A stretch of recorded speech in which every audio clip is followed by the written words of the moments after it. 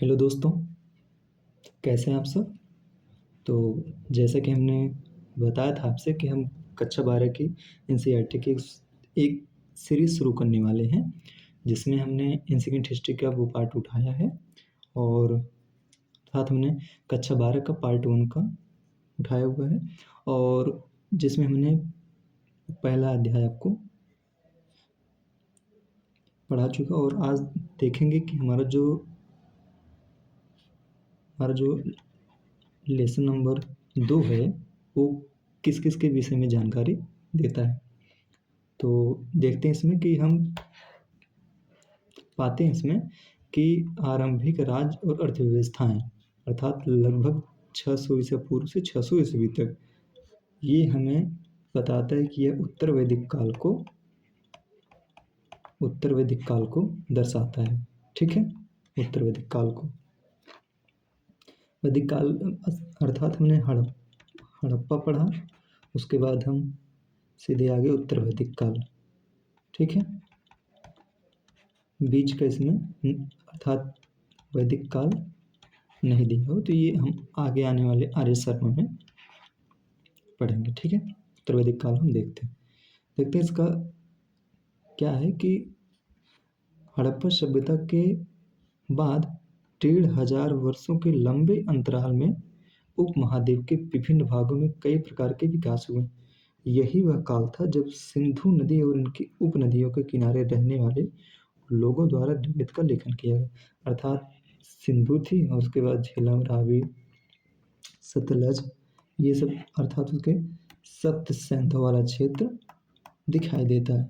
ठीक है, इसके ही आसपास के क्षेत्रों में ऋग्वेद की रचना हुई। ठीक है, अब चलते हैं आगे।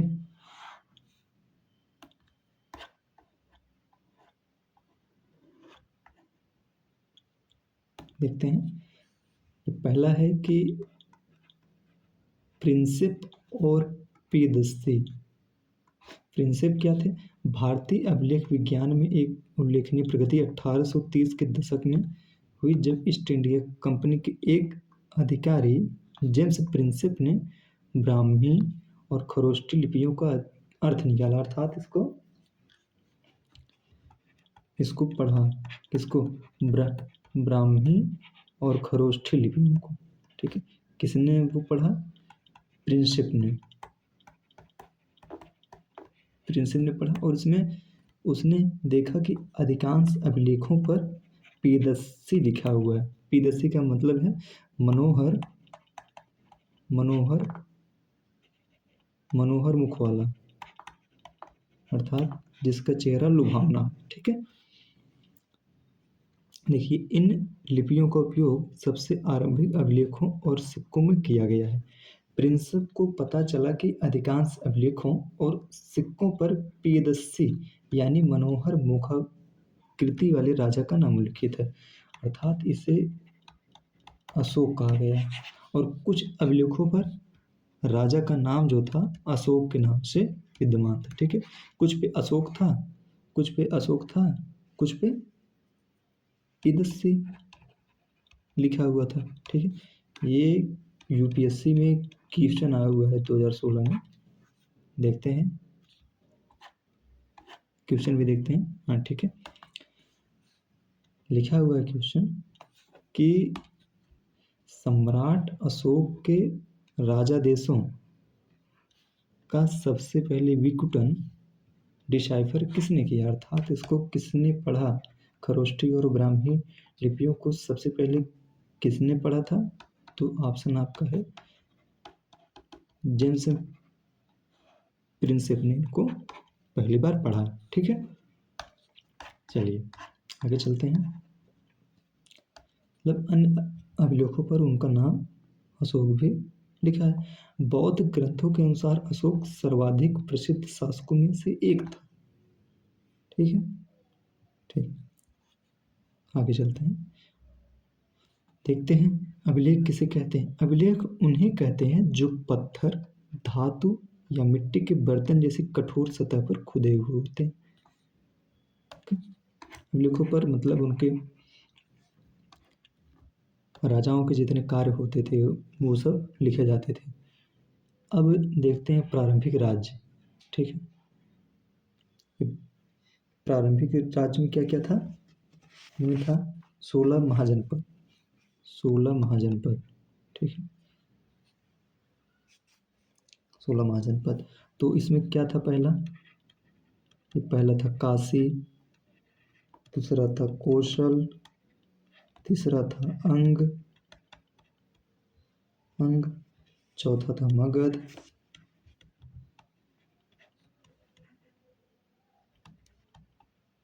पांचवा था वज्जी, छठवां था मल्ल, सातवां था चेदी, आठवां था वत्स, नौवां था कुरु, 10वां था पांचाल, 11वां था मत्स्य, 12वां था अस्मक, 13वां था सूरसेन, 14वां था अवंती, 15वां था गांधार, 16वां था कंबोज। ठीक है, अब इनमें से कुछ गणतंत्र थे, बाकी राजतंत्र थे। ठीक है, देखते हैं इसमें 16 महाजनपद के रूप में क्या क्या था। कि आरंभिक भारतीय इतिहास में 6ठी शताब्दी ईसा पूर्व को एक महत्वपूर्ण परिवर्तनकारी काल माना जाता है, क्योंकि यहाँ पर बहुत सारी चीज़ें देखने को मिलती हैं। अर्थात यहाँ पर जब हम देखते हैं, लोहे का उपयोग होना जैसे ही शुरू हुआ, लोहे का उपयोग जैसे ही शुरू होता है, लोहे का उपयोग, तो बहुत सी चीज़ें यहाँ पर बदलनी शुरू होती हैं। उपयोग से बहुत सारी चीज़ें, जैसे कृषि हो गया, नगर विकास होने लगा, और सारी चीज़ें इसमें थी। इस काल में प्रायः आरंभिक राज्यों, नगरों, लोहे के बढ़ते प्रयोग और सिक्कों के विकास के साथ जोड़ा जाता है। ठीक है, इसलिए यह परिवर्तनकारी काल माना जाता है। इस काल में बौद्ध तथा जैन सहित विभिन्न दार्शनिक विचारधाराओं का विकास हुआ। ठीक, बौद्ध और जैन धर्म के आरंभिक ग्रंथों में महाजनपद नाम से 16 राज्यों का उल्लेख मिलता है, जो हमने यहाँ पर आपको बताया। ठीक है, ओके।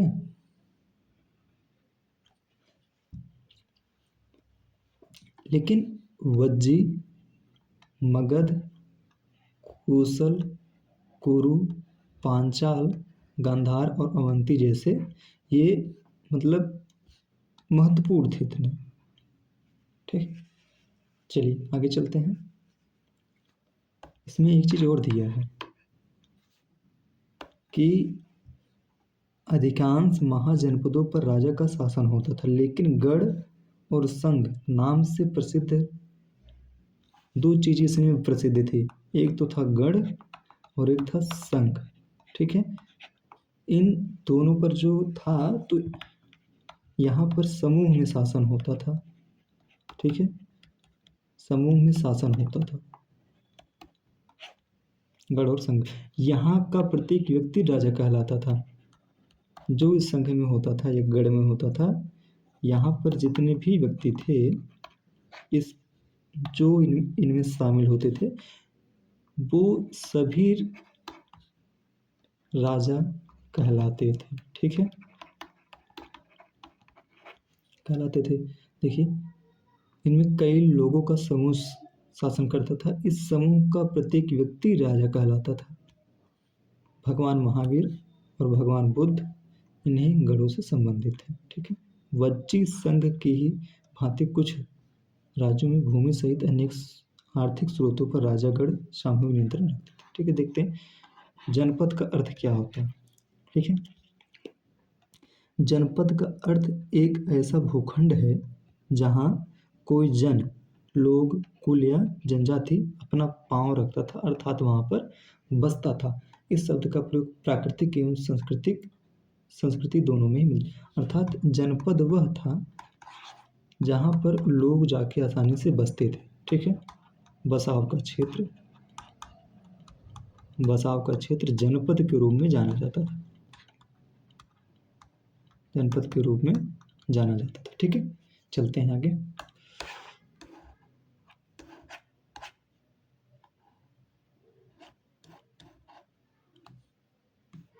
चलिए, यहाँ है कि हमारा आरंभिक राज्य उनकी राजधानी तो हो गया।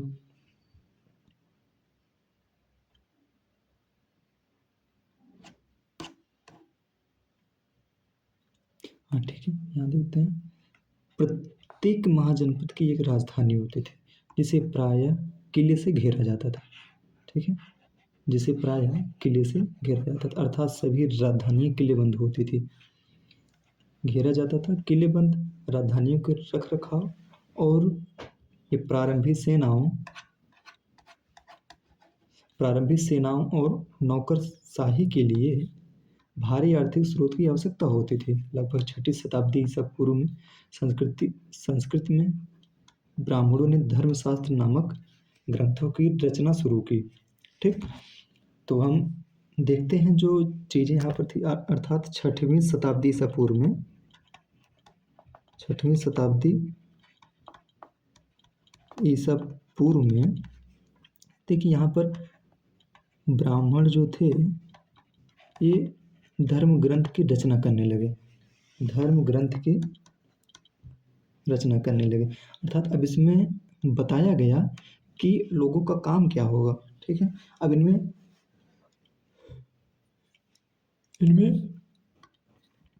बताया गया कि शासक जो होगा वो क्षत्रिय वर्ग से होगा, क्षत्रिय वर्ग से होगा। ठीक है, और जो शासक होंगे इनका काम जो होगा क्या होगा, वो किसानों, व्यापारियों और शिल्पकारों से कर तथा भेंट वसूलना होता था। ठीक है, ब्राह्मण धर्म ग्रंथ के अनुसार शासक जो होगा वो क्षत्रिय वर्ग से होगा और उसका जो काम होगा वो किसानों, शिल्पकारों, व्यापारियों से कर वसूलना, भेंट वसूलना होता था। ठीक है, चलिए आगे एक चीज हमारे आते हैं, समूह का शासन, अर्थात ओलिगार्की या समूह शासन उसे कहते हैं जहां सत्ता पुरुषों के एक समूह के हाथ में होती है। ठीक है, ओलिगार्की का मतलब यह है समूह शासन। ठीक है, और समूह शासन का अर्थ ये होता था जो सत्ता होती थी वह पुरुषों के एक समूह में होती थी, अर्थात यह पुरुष प्रधान के रूप में जाना जाता था। ठीक है, आगे चलते हैं, देखते हैं। ठीक, क्वेश्चन देखते हैं कि प्राचीन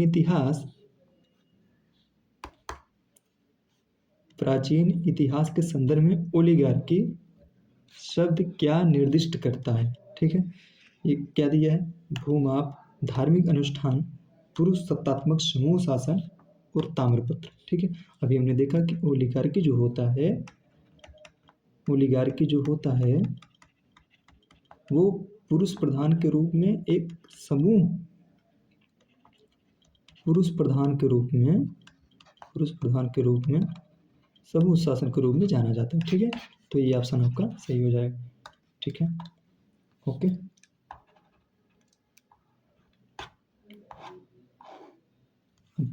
देखते हैं मगध, 16 महाजनपदों में प्रथम मगध। तो ठीक है, हम देखते हैं कि 16 महाजनपदों में मगध ही इतना समृद्ध शक्तिशाली क्यों रहा भाई। और सभी तो 15 महाजनपद थे, लेकिन सबसे शक्तिशाली, सबसे उत्कृष्ट, सबसे चरमोत्कर्ष पर केवल और केवल मगध ही क्यों पहुंचा। देखो, कोई भी चीज़ें जब होती हैं तो उसकी भौगोलिक स्थिति वहाँ पर बहुत मायने रखती है। जैसे अब देखते हैं, हम जब उत्तर वैदिक काल में देखते हैं तो यहाँ पर अमूलचूल परिवर्तन दिखाई देता है। परिवर्तन के रूप में क्या क्या था, परिवर्तन के रूप में क्या क्या था। पहली बात तो लोहे की खोज हुई, लोहे के साक्षात्कार, मतलब लोहे की खोज। ठीक है, अब इसी से देखते हैं क्या होगा। लोहे के उपकरण बनने शुरू होंगे, लोहे के उपकरण, लोहे के हथियार, लोहे के हथियार, और जो समाधान होता था इनमें भी लोहे के उपकरण, लोहे के उपकरण प्राप्त हुए। समाधान में भी, समाधान में लोहे के उपकरण प्राप्त हुए। ठीक है, लोहे के उपकरण प्राप्त हुए। अब देखते हैं आगे कि उत्तर भारत, देखिए उत्तर भारत हो गया, उत्तर भारत, फिर आपका दक्कन पठार, दक्कन पठार, फिर उसके बाद आपका आता है कर्नाटक। इन जैसे उपमहाद्वीप के कई क्षेत्रों में कृषक बस्तियां मिलनी शुरू हो गई। क्या?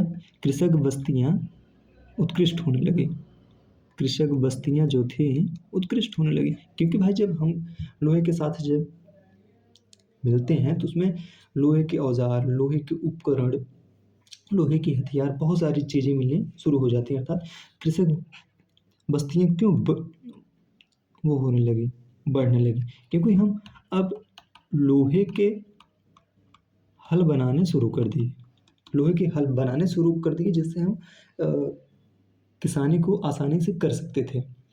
ठीक है, देखते हैं अब इस पूरे उपमहाद्वीप पे नए नए नगरों का विकास होने लगा, नए नए नगरों का विकास, अर्थात यह द्वितीय नगरीकरण के रूप में, द्वितीय नगरीकरण के रूप में जाना जाने लगा, नगरीकरण के रूप में। अर्थात यह हो गया आपका second urban civilisation, second civilisation, अर्थात द्वितीय नगरीकरण। ठीक है,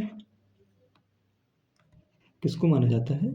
मगध को। ठीक है, अब और चीजें थी इसमें कि देखते हैं, जंगली क्षेत्रों में हाथी उपलब्ध थे जो सेना के एक महत्वपूर्ण अंग थे। साथ ही गंगा और इसकी उपनदियों से आवागमन रास्ता व सुलभ होता था।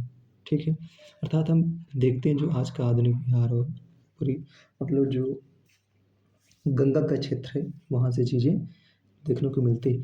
यहाँ पर जंगल की उत्कृष्टता थी और नदी मार्ग आसानी से उपलब्ध थे। ठीक है, ये सारी चीज़ें मगध के अनुसार, मतलब वहाँ पर मगध के लिए उसके पक्ष में थी सारी चीज़ें, इसीलिए उसका ज़्यादा ही विकास हो गया, विकास होगा उसका ज़्यादा। लेकिन अब देखते हैं हमें ग्रंथ क्या बताते हैं। आरंभिक जैन और बौद्ध लेखकों ने मगध की महत्ता का कारण विभिन्न शासकों की नीतियों को बताया। देखिए भाई, अगर इतनी सारी चीज़ें थी तो इन चीज़ों को एक सिस्टमेटिक रूप में ले चलने के लिए, सिस्टमेटिक रूप में चलने के लिए कोई ना कोई सत्ता तो होगी। अगर खराब सत्ता होगी तो ये सारी चीज़ें नष्ट हो जाएंगी। तो उसके लिए बहुत अच्छे राजा की नीतियों का भी होना आवश्यक होगा। तो इसमें जो हमारे आरंभिक जैन और बौद्ध लेखकों ने जो मगध की महत्ता का कारण बताया है, वो बताया है कि इनके जो शासक थे बिंबिसार, अजातशत्रु और महापद्मनंद जैसे प्रसिद्ध राजा अत्यंत महत्वाकांक्षी शासक थे और इनके मंत्री उनकी नीतियां लागू करते थे। ठीक है, आगे चलते हैं, देखते हैं कि प्रारंभ में राजगाह आधुनिक बिहार के राजगीर का प्राचीन मगध की राजधानी थे। ठीक है, अर्थात इसके बाद में इसको क्या बोला गया? राजगिरी बोल दिया गया। अर्थात इसका अर्थ होता है कि राजाओं का घर। ठीक है, ओके, चलते हैं आगे। ठीक है, एक क्वेश्चन देखते हैं। कभी कभी आपको मेंस में पूछ सकता है कि मगध के इतना विकसित होने का कारण क्या था। लास्ट में क्वेश्चन हम देते हैं। ठीक है, देखते हैं, मगध शक्तिशाली महाजनपद बन पाया उसके पीछे सहयोगी कारण थे जो लोग, देखिए इसमें ऑप्शन दिया है, लोहे की खदानें, सेना में हाथी, तीसरा नदियों से आवागमन मार्ग। ठीक, लोहे की खदानें आधुनिक झारखंड में देखने को मिलती हैं। ठीक है, अर्थात उस टाइम मगध का ही क्षेत्र था। ये सही है। सेना में हाथी का प्रयोग होने लगा, ठीक है। नदियों से आवागमन मार्ग, ये भी सही था, अर्थात ए वाला ऑप्शन आपका सही होता है, ठीक। आगे चलते हैं। एक आरंभिक साम्राज्य, साम्राज्य के रूप में हम देखते हैं कि पूर्ण साम्राज्य के रूप में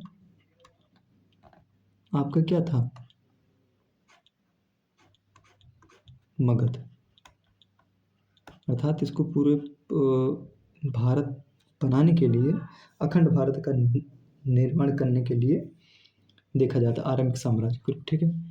मगध के विकास के साथ साथ मौर्य साम्राज्य का उदय हुआ। मौर्य साम्राज्य के संस्थापक चंद्रगुप्त मौर्य लगभग 321 ईसा पूर्व का शासन पश्चिमोत्तर में अफगानिस्तान और बलूचिस्तान तक फैला था। अर्थात चीजें थी तो इनका पश्चिम में भी मतलब फैला हुआ था, ठीक है। चलिए आगे चलते हैं।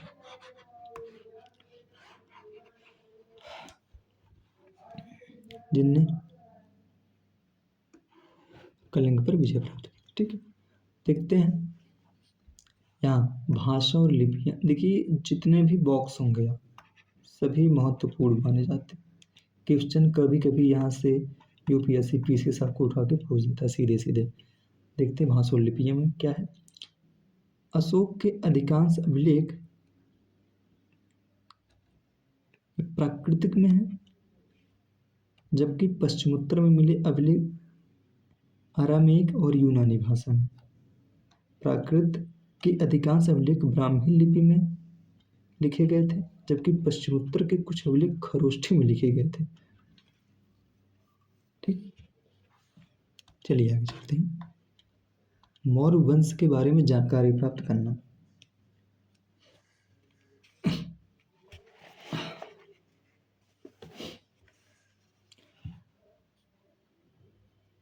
देखते हैं मौर्य साम्राज्य के इतिहास की रचना के लिए इतिहासकारों ने विभिन्न प्रकार के स्रोतों का उपयोग किया, ठीक है। इसमें देखते हैं कि जैसे चंद्रगुप्त मौर्य के दरबार में आई यूनानी राजदूत मेगास्थनीज द्वारा लिखा गया विवरण। जो मौर्य वंश के बारे में हमें जो जानकारी प्राप्त होती है वह एक तो यूनानी राजदूत जो थे मेगास्थनीज, उनका जो विवरण था एक तो उससे हमें जानकारी प्राप्त होती है। और उस टाइम जो चंद्रगुप्त मौर्य के मंत्री थे उनका नाम था कौटिल्य। उनकी एक रचना है अर्थशास्त्र, जिसमें राजनीति के बारे में सारी चीज़ें लिखी हुई, एक तो उससे हमें जानकारी प्राप्त होती है। ये हो गए तो और उसके बाद चीज़ें और भी थी, साथ ही परिवर्ती अर्थात बाद के जैन बौद्ध और पौराणिक ग्रंथों तथा संस्कृत वांग्मय में भी मिलता है। इनका उल्लेख देखते हैं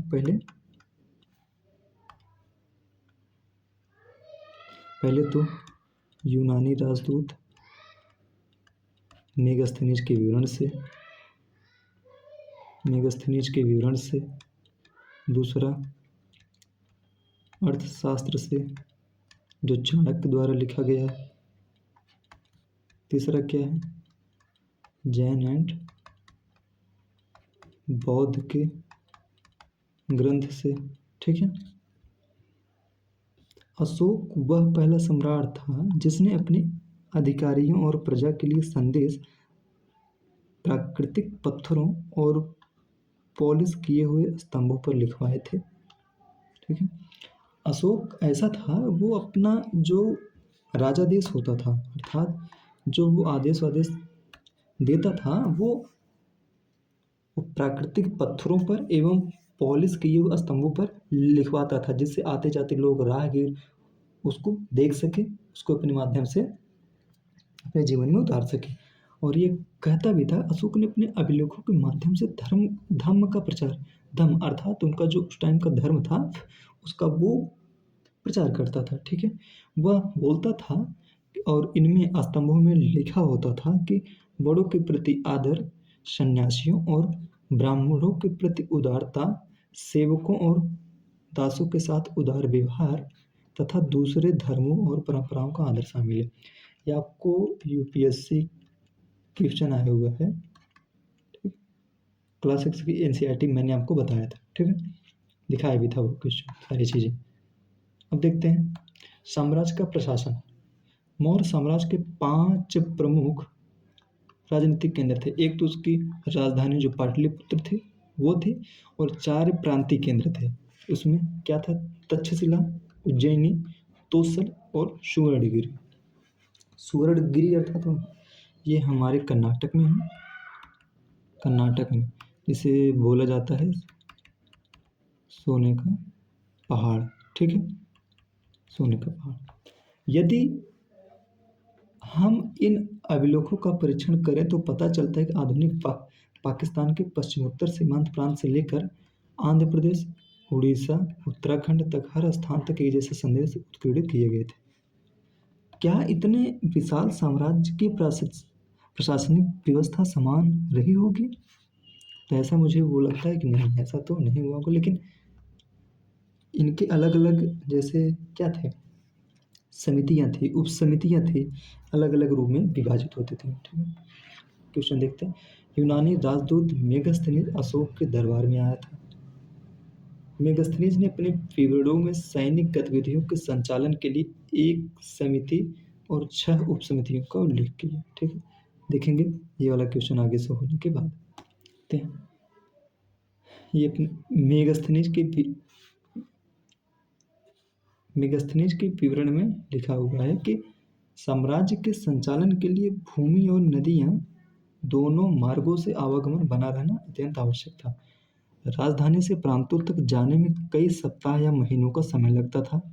अब उसमें अगर भाई इतना समय लगता था तो उसमें लोगों के खाने के लिए, रहने के लिए, उनकी सुरक्षा के लिए, उनकी सुरक्षा की देखभाल etc सारी चीज़ें उसमें देखनी ही पड़ती थी। तो इसका अर्थ यह है कि यात्रियों के लिए खान पान की व्यवस्था और उनकी सुरक्षा भी करनी पड़ती थी। मेगास्थनीज ने सैनिक गतिविधियों के संचालन के लिए एक समिति और 6 उप समितियों का उल्लेख किया है। इनमें से देखो, पहली जो उप समिति थी उसका काम था नौसेना का संचालन करना, नौसेना का संचालन। दूसरे क्या काम था? यातायात का संचालन, यातायात एवं खान पान का संचालन करना था। तीसरा था पैदल सैनिकों का संचालन करना। चौथा था अश्वारोहियों का संचालन, अश्वारोहियों का संचालन। पांचवा था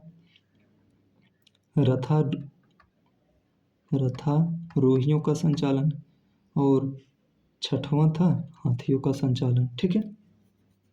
ओके, देखते हैं इसमें क्या था। इनमें से एक का नौसेना का संचालन करना था, दूसरी यातायात और खान पान का संचालन करना था, तीसरी का काम पैदल सैनिकों का संचालन, चौथी का अश्वारोहियों, पांचवी का रथारोहियों तथा छठी का काम हाथी संचालन करना था, ठीक है। तो क्वेश्चन हम देखते हैं ऊपर वाला क्या था। ये था हमारा क्वेश्चन। देखते हैं। यूनानी राजदूत मेगास्थनीज अशोक के दरबार में नहीं आता, अर्थात यह आया था चंद्रगुप्त मौर्य के दरबार में, ठीक है। 321 ईसा पूर्व चलता है, ठीक है। तो ये ऑप्शन आपका गलत हो गया। दूसरा क्या था? मेगास्थनीज ने अपने विवरणों में सैनिक गतिविधियों के संचालन के लिए एक समिति, ठीक है, तथा 6 उप समितियों का उल्लेख किया। तो इसमें केवल 2 ऑप्शन, मतलब असत्य पूछा है तो केवल एक होगा, ठीक है। ये वाला ऑप्शन गलत। एक क्वेश्चन और देखते हैं। इसमें था कि उज्जैनी मौर्य साम्राज्य की राजधानी रहा। मौर्य साम्राज्य की राजधानी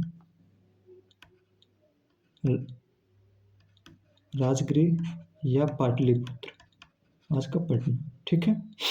तो ये आपका गलत हो गया। और दूसरा क्या है? मौर्य साम्राज्य के राजनीतिक केंद्रों का वर्णन अशोक के अभिलेखों में है, ठीक है। ये ऑप्शन आपका सही है। अभिलेखों में तो वर्णन है भाई उसके। ये क्वेश्चन आया हुआ है 2021 या 22 में, कि मतलब उनके अशोक के अभिलेख कहाँ कहाँ से मिले हैं। मानसेरा, शाहबाजगढ़ी, महाशिलालेख, कंदहार, कालसी, शिशुपालगढ़, जौगढ़, सन्नती, सोपारा, गिरनार, ठीक, यहाँ से इनके महाशिलालेख मिले हुए हैं। क्वेश्चन देखते हैं क्या था कि अशोक के अधिकांश अभिलेख ब्राह्मी लिपि में लिखे गए। दूसरा क्या था, अशोक के अभिलेख यूनानी भाषा में लिखे गए हैं। अशोक के अभिलेख कौशाम्बी, मास्की, मेरठ, मानसेहरा में पाए गए। ठीक, सही। अशोक के अभिलेख यूनानी भाषा में लिखे गए हैं, ये भी सही है, यूनानी भाषा में। अधिकांश अभिलेख ब्राह्मी लिपि में, ब्राह्मी और प्राकृत दोनों लिपि में लिखे, अर्थात तीनों भाषा, तीनों ऑप्शन इसमें सही है। ठीक है। अशोक ने अपने साम्राज्य को अखंड बनाए रखने का प्रयास किया। ऐसा उन्होंने धम्म के प्रचार से भी किया था। जैसा कि हमने अभी ऊपर पढ़ा कि धम्म के सिद्धांत जो थे बहुत ही साधारण और सार्वभौमिक थे। धम्म का ऐसा वो था, रोल था कि उसको आम जन तक पहुंचाया जा सके। जो उनके अनुसार चीज़ें थी, जो आसान थी, वो आम लोगों तक भी पहुंचाया जा सके। ठीक है। अशोक के अनुसार धम्म के माध्यम से लोगों का जीवन इस संसार में और इसके बाद के संसार में अच्छा रहेगा। अर्थात यह बताता है कि धम्म का जो पालन कर लेगा, जो भी इसका पालन करेगा, वो ये वाला जीवन तो उसका अच्छा होगा ही, और मरणोपरांत भी उसका जीवन अच्छा रहेगा। ठीक। धम्म के प्रचार के लिए धम्म महामात्र नाम से विशेष अधिकारियों की नियुक्ति। धम्म के प्रचार के लिए धम्म महामात्र अधिकारी होते थे, उनकी नियुक्ति की जाती थी। ठीक है। ठीक, तो चलते हैं। अब आगे आने वाली जो क्लासें होंगी इसी पर होंगी। यह आधा आज खत्म हो गया आपका, तो देखते हैं। और एक मेंस के लिए क्वेश्चन भी होगा, दिखाते हैं आपको। ठीक है। ओके, क्वेश्चन के रूप में है कि मेंस का क्वेश्चन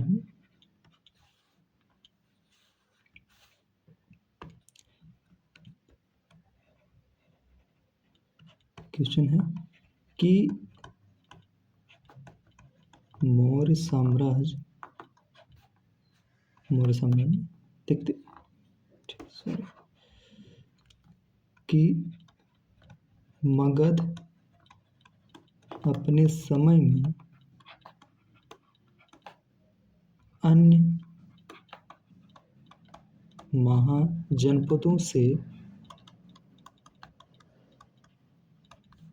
किस प्रकार उत्कृष्ट एवं समृद्ध हालात में था, कारण बताइए। ओके, 150 शब्द। Thank you, best of luck.